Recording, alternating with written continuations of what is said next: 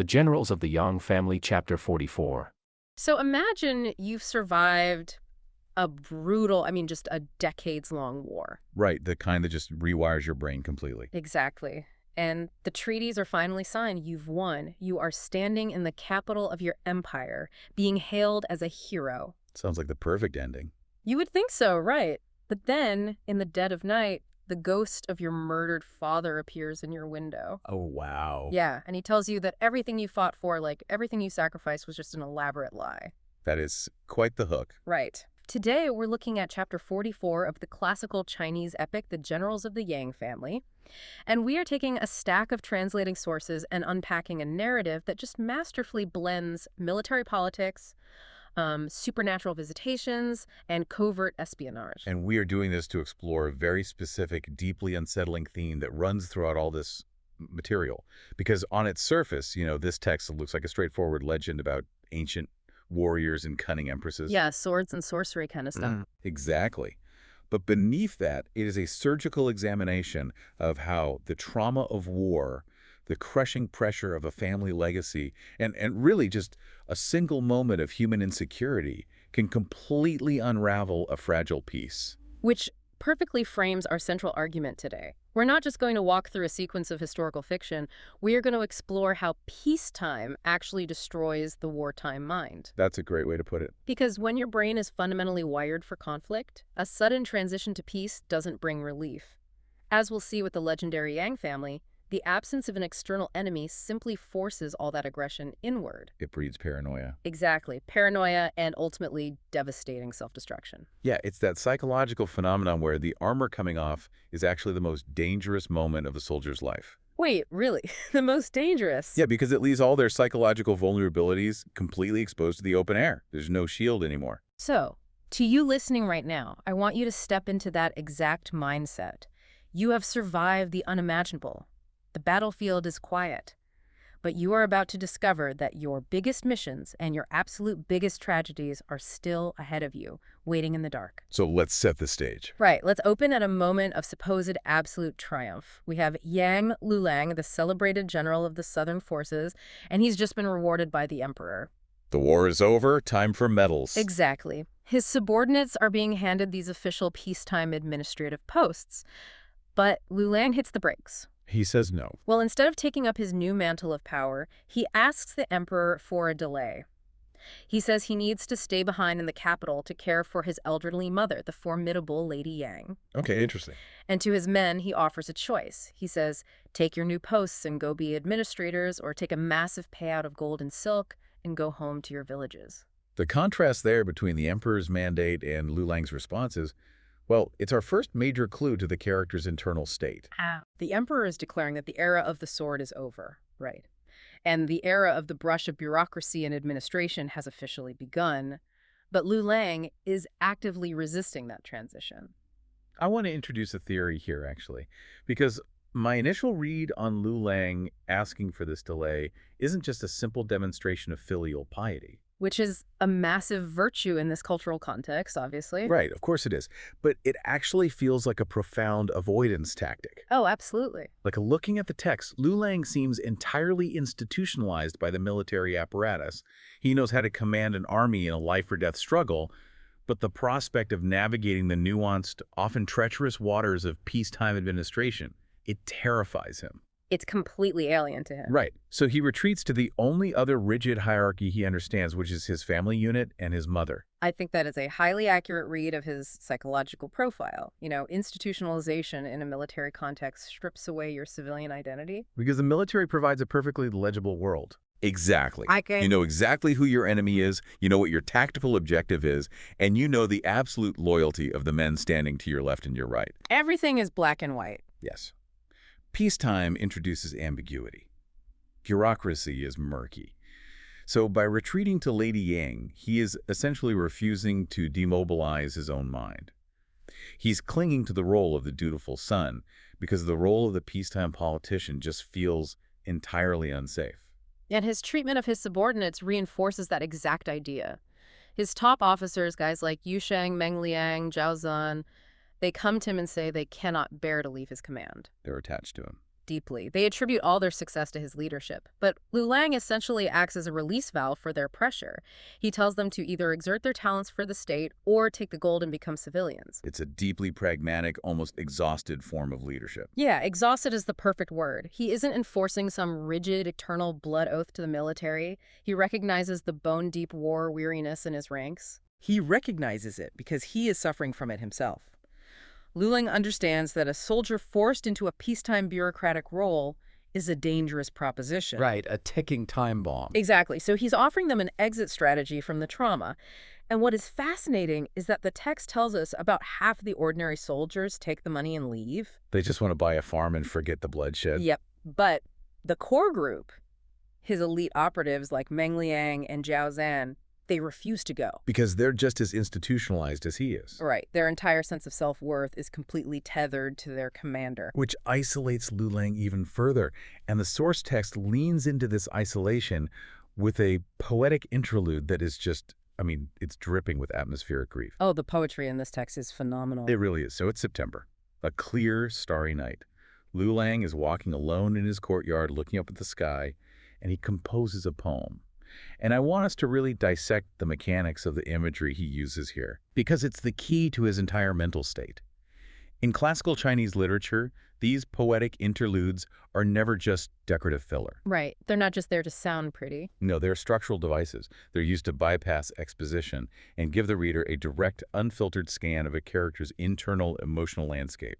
And this landscape is incredibly bleak. The poem mentions the miserable autumn clouds gathered by the west wind. He talks about wild geese flying in formation in the twilight, landing on sandy shores. Which prompts him to ask a very specific question. Yeah, he asks, "Where's my homeland?" He describes vast, endless waters stretching north and south and calls himself a traveler on the river at the edge of the world. Just profound loneliness. Yeah, and he laments the separations of his twilight years and wishes he could pull the waters of the river into his cup to wash away his infinite sorrow. If we break down that specific imagery, we can see how his wartime mindset is processing his current reality. Take the wild geese, for example. Right, what do they represent? They're a traditional symbol of exile and longing, because they migrate such vast distances. But notice how he observes them? They are flying in formation. Oh, wow. I didn't even catch that. Yeah, even when he looks at nature, he sees military structure. He is projecting his own lost army onto the birds in the sky. That is tragic. And the phrase, "Where is my homeland?" That's devastating when you realize he is physically standing in the capital of his own empire. That is the ultimate paradox of the survivor, isn't it? Mm-hmm. He is geographically home, but psychologically he's entirely displaced. He feels like a traveler at the edge of the world because he actually inhabited the world of constant warfare and immediate survival. It no longer exists. The peace treaty essentially erased his homeland. Exactly. And the sorrow he mentions, the sorrow he wants to drown with an entire river of wine, is profound survivor's guilt. He is mourning the separation from his men, but more deeply, he is mourning the separation from his own purpose. Because he's a weapon that's been sheathed. Yes, and he is realizing that a sheathed weapon has absolutely no function. And it is right at the apex of this intense, solitary grief that the narrative radically shifts gears.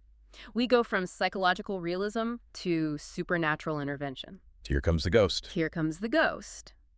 Lu Lang finishes his poem. He goes inside to his western window, preparing to undress for bed.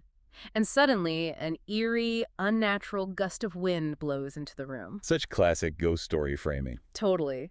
He looks up, and standing there in the dark is the ghost of his murdered father, the great patriarch Yang Yi. This is a monumental shift in the text. You have to understand, Yang Yi's death is the foundational trauma of the Yang family.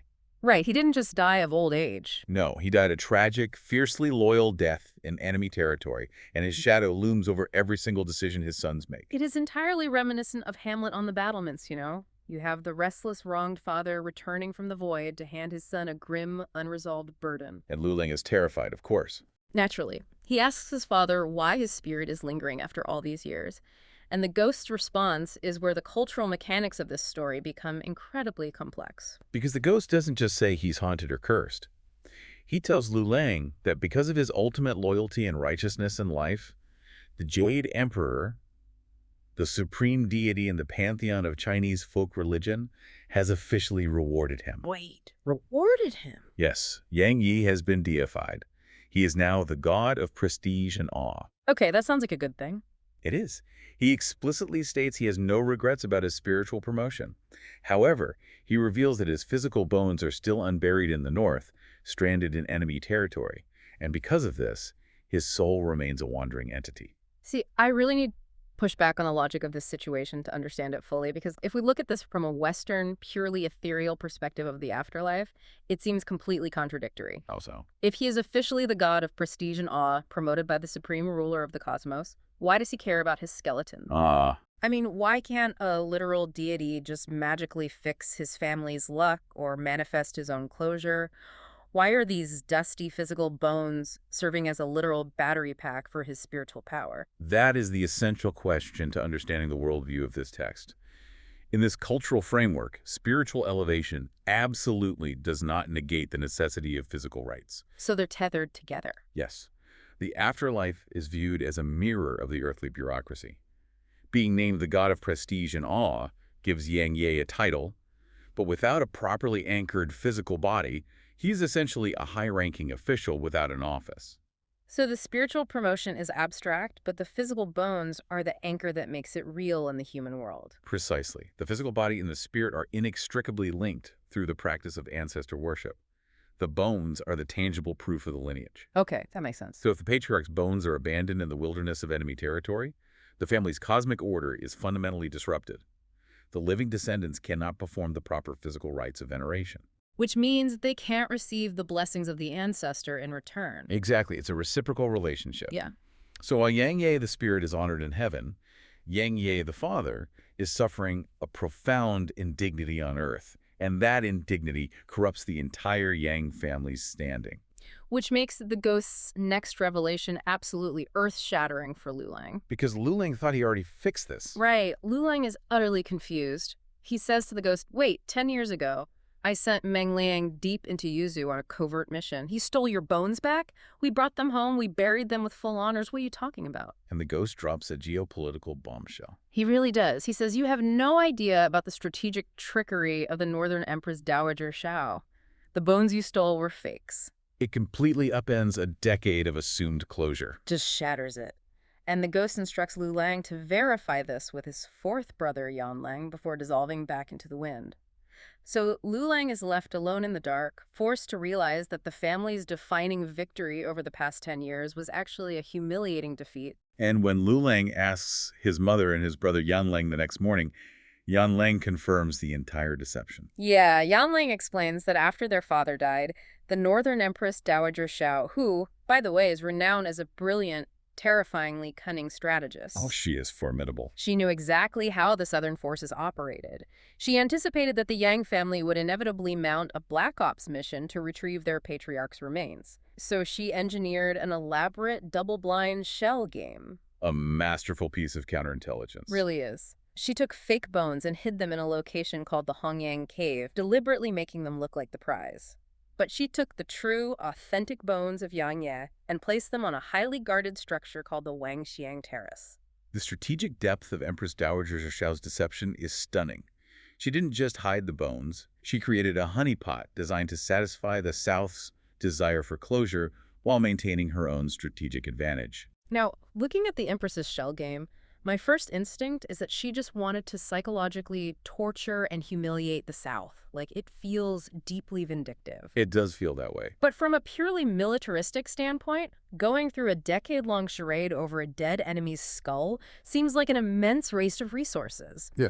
There has to be a structural, tactical reason she kept the real bones on the Wangxiang Terrace. Like, why are these bones treated like nuclear launch codes? They are treated as nuclear launch codes because, within the logic of this conflict, they actually possess that level of deterrent power. Really? Just the bones? Yes. The text clearly outlines that the Northern forces deeply fear Yang Ye when he was alive, and they fear his spirit even more in death. To surrender his true bones or to allow them to be stolen would be perceived by the Northern military as surrendering a massively powerful spiritual talisman. Because the bones contain the prestige and awe. Exactly. They contain the very power the ghost spoke of. By physically holding the patriarch of their greatest enemy hostage, the North maintains a psychological and spiritual supremacy over the South. And the specific location she chose is incredibly deliberate.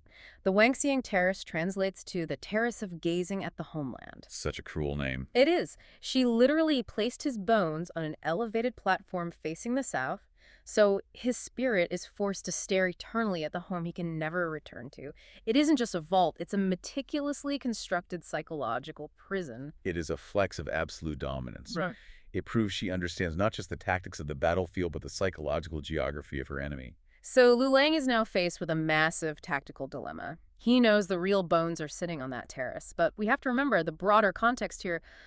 The war is officially over. The treaties are signed. Right. The emperor has just released northern captives as a gesture of goodwill. There's a peace treaty. So Liang's mother, Lady Yang, approaches this with bureaucratic logic. She says, the North has surrendered. We have peace. Why not just send an official diplomatic envoy to the northern court and formally request the return of the remains? From a civilian perspective, Lady Yang's proposal is perfectly rational. You have established diplomatic channels. It is time to use them. But Liang shuts that down. Immediately.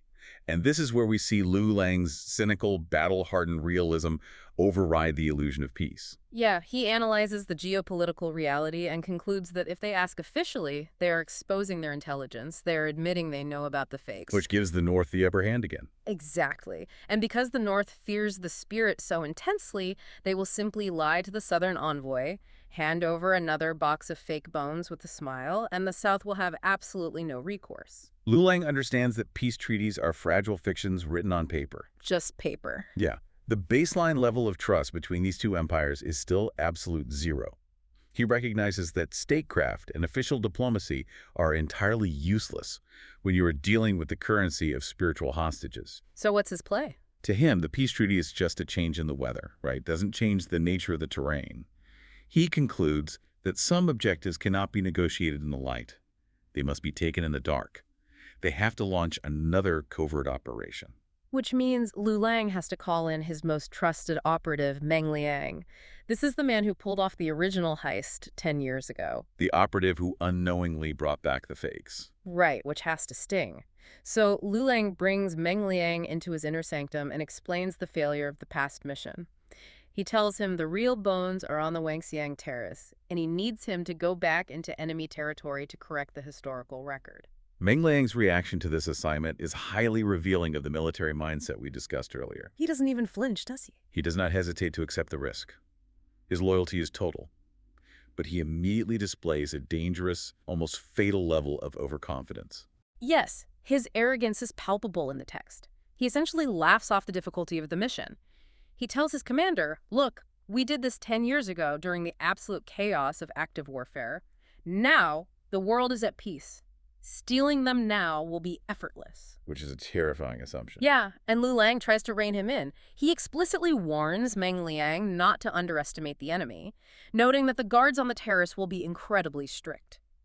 But Meng Liang dismisses the warning, boasting that the northern guards cannot withstand a single axe blow from him. Meng Liang is making a fundamental miscalculation about the environment. He assumes that the absence of a declared war equates to an absence of danger. He thinks peace makes everyone soft. Exactly. He is viewing the mission purely as a physical kinetic challenge, a calculation of whether he can swing his axe faster than the guards can draw their swords. He is completely failing to consider the chaotic, unpredictable variables inherent in an uncoordinated covert operation. And that failure of imagination is the exact flaw that sets up the tragedy. Meng Liang swaggers out of the room, assuming he has a monopoly on the mission. But this is where the narrative shifts from a geopolitical spy thriller into a claustrophobic, agonizing psychological disaster. Because secrets don't stay secret. Never. In a sprawling military camp, secrets are virtually impossible to keep.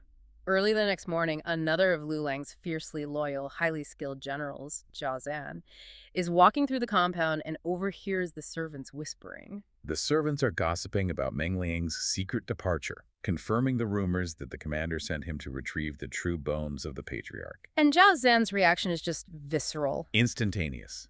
And to understand his reaction, we have to rethink the typical dynamics of a military unit. Right, because I don't want to use a cliche analogy here, like comparing him to a backup player on a sports team who wants to steal the spotlight.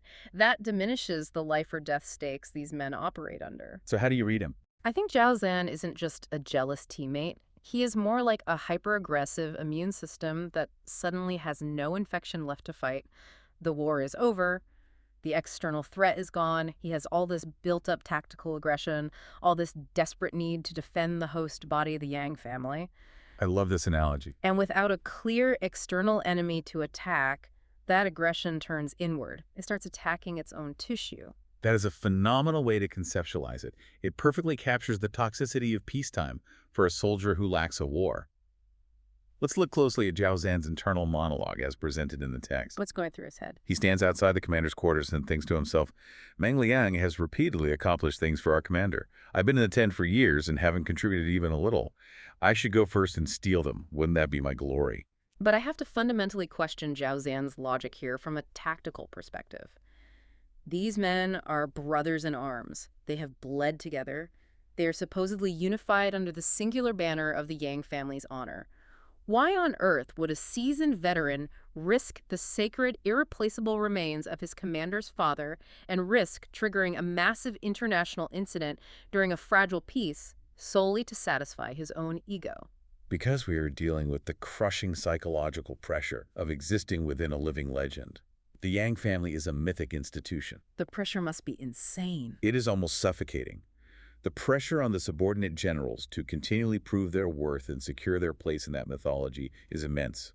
Zhao Zan isn't acting out of calculated malice toward Meng Liang. He's not trying to hurt him. No, he is acting out of a desperate, consuming panic that he is becoming obsolete. He looks at Meng Liang and sees the favored son, the operative who is trusted with the family's soul. Zhao Zan feels invisible. And that craving for validation just completely overrides his tactical training. Completely. He doesn't pause to consider the catastrophic risks of two uncoordinated operatives infiltrating the exact same target. He simply packs his weapons and rushes off to Yuzhou in secret, desperate to beat Meng Liang to the prize. It's the ultimate recipe for a disaster. You now have two heavily armed, highly trained, extremely anxious operatives, both operating under immense psychological pressure, heading to the exact same heavily guarded location in the dark, with absolutely zero communication between them. It's ticking time bomb of friendly fire. Exactly. And it perfectly illustrates our central argument. Liang's strategic plan was perfectly sound. It is the unspoken insecurities and the toxic rivalries bred by peacetime stagnation that introduce the rogue variables, systematically destroying the operation from the inside out. So the narrative camera cuts back to Meng Liang. Right, he has been pushing hard, traveling by starlight, and he arrives at the perimeter of Yuzhou right around dusk. He is a professional, so he is wearing the disguise of a northerner. But as he approaches the Wangxiang Terrace, a patrol of 5 or 6 heavily armed enemy guards intercepts him. They surround him. Yeah, they surround him, demand his identification, and accuse him of being a southern spy. This is the moment where Meng Liang's actual skill as a seasoned operative is put to the test. Because he doesn't fight them. No. And a lesser soldier would panic, draw their weapon, and try to fight their way out, which would immediately sound the alarm and doom the mission. But Meng Liang doesn't rely on kinetic force here. He relies on intelligence. He leverages the broader geopolitical context to disarm them. He tells a brilliant, highly contextual lie. He tells the guards, I'm not a spy, I'm a border guard for the North. I just finished my assignment escorting those released Northern officials from the South back to our territory. The mission is over, the peace treaty is in effect, and I just came up here to relax and take a walk. It is masterful because it uses the very real, very recent political developments, the peace treaty and the release of captives, to build an unbreakable alibi. He gives them a story that fits their worldview. Exactly. It confirms to the guards what they already believe about the state of the world, that there is peace. The guards accept the logic, lower their weapons, and let him pass. He uses the illusion of peace as his camouflage. It works flawlessly. The sun fully sets and it becomes pitch black. Meng Liang quietly, methodically sneaks up the stone steps of the Wangxiang Terrace. He reaches the top level and there it is. He finds a wooden incense box. The prize! He opens it, feels the contents in the dark, and thinks to himself, this is structurally different from what I stole 10 years ago. This must be the real deal. He carefully wraps the wooden box in a bundle, secures it tightly to his back, and begins his descent down the steep, narrow stairs in the absolute darkness. He believes he has won. She believes he has secured the legacy. But we have to consider the immense cognitive load Meng Liang is experiencing in this exact moment. What do you mean? He is deep behind enemy lines. He is physically holding the most politically and spiritually explosive artifact on the continent. The physiological reality of a covert operative in this scenario is extreme hypervigilance. His nerves are completely fried. Yes. His heart rate is elevated, his pupils are dilated trying to gather light in the dark, and his nervous system is flooded with adrenaline. He is expecting a lethal ambush with every single step he takes. And the ambush does come, but from an entirely unimaginable source. As Meng Liang is creeping down the blind stairs, suddenly, from the level immediately below him in the pitch black, a hand reaches out and violently grabs him by the heel. Just horrifying. And a harsh, demanding voice rings out from the darkness. Who is doing deeds on the terrace? Put yourself inside Meng Liang's central nervous system for a microsecond. You are alone in the dark on an enemy watchtower. An unseen force has just physically immobilized you. You don't have time to think. Your brain does not have the processing time to analyze the acoustic signature of the voice or consider the statistical probability of who it might be. The frontal lobe, the part of the brain responsible for logic and restraint, entirely shuts down. The amygdala takes over. Total control. It is pure fight or flight. And for a veteran shock trooper like Meng Liang, the response is exclusively fight. The text is brutally clear about his reaction. It says Meng Liang is in such a state of immediate panic that he cannot distinguish the voice. His combat conditioning completely hijacks his body. Without a fraction of a second of hesitation, without asking a question, his left hand draws his razor-sharp battle axe and he swings it blindly, with lethal force, downward into the darkness toward the voice. It is a devastating, fatal reflex. It is not a conscious choice. It is the tragic consequence of a nervous system permanently wired for war, operating in a space where it doesn't belong. The axe connects perfectly. It cleaves directly into the skull of the person holding his ankle. The grip on his heel instantly releases, and the heavy body collapses onto the stone steps. It is a sudden, brutal, entirely silent kill. Meng Liang freezes. He grips his axe, waiting for the inevitable consequences. He expects war horns to sound, torches to ignite, and dozens of northern guards to swarm up the stairs to avenge their fallen comrade. But they don't. But nothing happens. There is only dead, suffocating silence. And ironically, it is the lack of an enemy response that triggers Meng Liang's tactical suspicion. His rational brain begins to come back online. He analyzes the data. Why isn't anyone screaming? Right. If that was a northern patrol, why was there only one man? Why isn't anyone screaming for reinforcements? The tactical mathematics of the encounter simply do not add up to an enemy ambush. So, heart-pounding, he slowly creeps down the remaining steps to where the body has fallen. He leans in close. The text specifically notes that he looks down under the starlight. The dim light catches the face of the man he just killed. And this is the moment. And Meng Liang reels back in absolute, unadulterated horror. He screams out into the night, "Is this not Jiao Zhan?" He frantically turns the heavy body over to inspect it closer, and the nightmare is confirmed. It is Jiao Zhan. His brother. His closest brother in arms. The man he has fought beside for years. He has just executed his own comrade on an enemy watchtower. The profound tragedy of this moment cannot be overstated. If we evaluate this strictly from the parameters of the mission Liang assigned, Meng Liang is a success. He got the bones. He has the authentic bones secured on his back. The objective is complete. But the cost of that success has instantly mutated into an unbearable horror. It is the most agonizing form of friendly fire, birthed entirely by the collision of Jiao Zhan's rogue ego and Meng Liang's deeply ingrained combat panic. Meng Liang's immediate reaction is incredibly hard to read without feeling the weight of it. He looks up at the indifferent sky and cries out to Jiao Zhan's lifeless body, "You came here specifically to achieve success for the commander.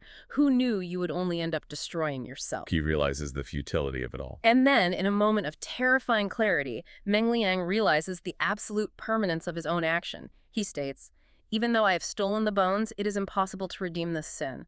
The sacred relics on his back, the very foundation of the Yang family's honor, suddenly mean absolutely nothing compared to the blood soaking into his hands." It completely and fundamentally shatters his psyche. We're talking about a warrior who has likely killed hundreds, perhaps thousands, of enemy combatants over his career without a moment of moral hesitation. Because that's the job. That is the job. But killing his brother, his peer, because of a stupid, entirely preventable failure of communication in the dark. It destroys the moral architecture of his universe. But I want to genuinely debate Meng Liang's next decision here, because I struggle with his reaction from a purely utilitarian standpoint. Okay, what do you mean? He has the bones. The entire cosmic order of the Yang family depends on those bones returning to the capital. Why doesn't he just strap Jiao Zan's body to a horse, carry the bones back to Liang, confess what happened, take his punishment even if it's execution, and ensure the decade-long mission is finally complete? Why does his personal shame suddenly override the strategic survival of his commander's family? That is a phenomenal question, and answering it requires us to dissect the concept of the heroic ideal in this literature. In a modern military context, yes, you complete the mission, extract, and face the court-martial. But Meng Liang operates within a rigid, hyper-traditional culture of honor and ritual purity. Returning with the bones tainted by the sin of fratricide would spiritually pollute the very artifact he is trying to save. Oh, because of the blood on his hands. Exactly. He cannot present the sacred bones of the patriarch with hands covered in the blood of the family's most loyal servant. The shame is not just a personal feeling, it is a cosmic stain. He realizes that by killing Jiao Zan, he has disqualified himself from being the instrument of the family's salvation. The hero narrative is broken beyond repair. So he makes a choice that is both strategically necessary and personally devastating. He manages to sneak out of the heavily fortified city, carrying both the bundle of bones and Jiao Zan's corpse. He's just wandering in the dark. Yeah, it's late, around the second watch of the night, perhaps 10 p.m. He is wandering the dark, empty areas outside the city walls, and suddenly he bumps into a night patrolman, an old man walking the streets, ringing a watchman's bell.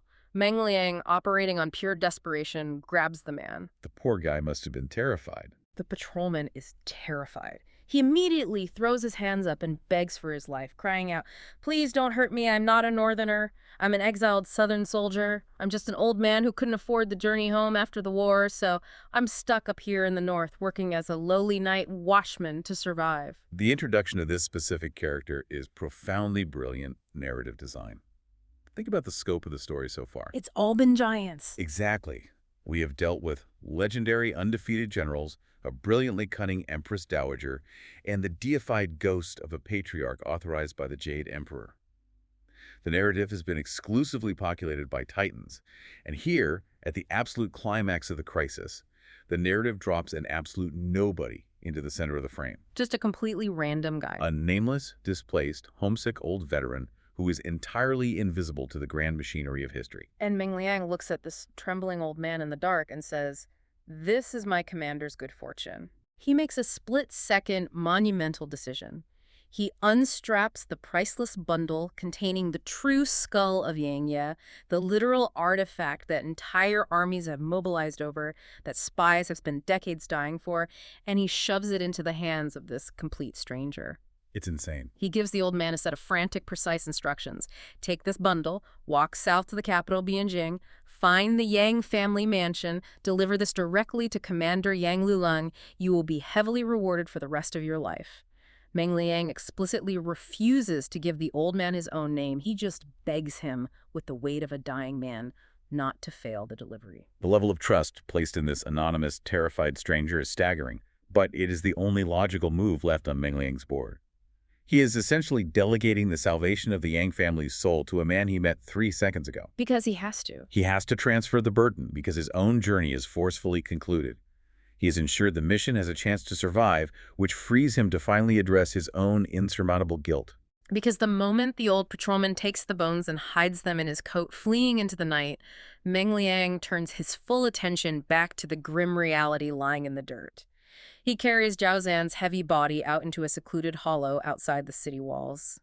And the scene the text paints is just unfathomably bleak. It's the end of the road. Meng Liang stands alone in the wasteland. He draws his own sword, the weapon of his legendary career. He looks down at his dead friend and screams into the empty night, "Jiao Zan! Jiao Zan! It is I who wronged you. I must follow you to the underworld so we can be together." And with a single decisive motion, he slits his own throat. He commits suicide right there in the dirt, bleeding out over the body of the man he accidentally murdered. It's horrific. It is the absolute, total collapse of the heroic ideal.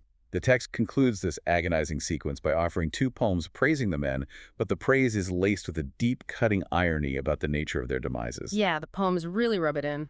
The poem, dedicated to Meng Liang, reads, "The hero who won 100 battles and made the enemy flee, today gives up his life in the north, making travelers weep." And for Jiao, the text laments, "The brave warrior who always charged first in battle. Peacetime did not allow the hero to be seen, causing his bones to end up on the northern border." It is a devastating summation. These two men survived the horrors of active combat. They survived the chaos of a collapsing empire. They survived the enemy's blades, only to die in the dirt, entirely alone, far from home, victims of a tragic, entirely preventable misunderstanding, born of their own inability to adapt to the silence of peace. It is nothing short of a Shakespearean tragedy of brotherhood.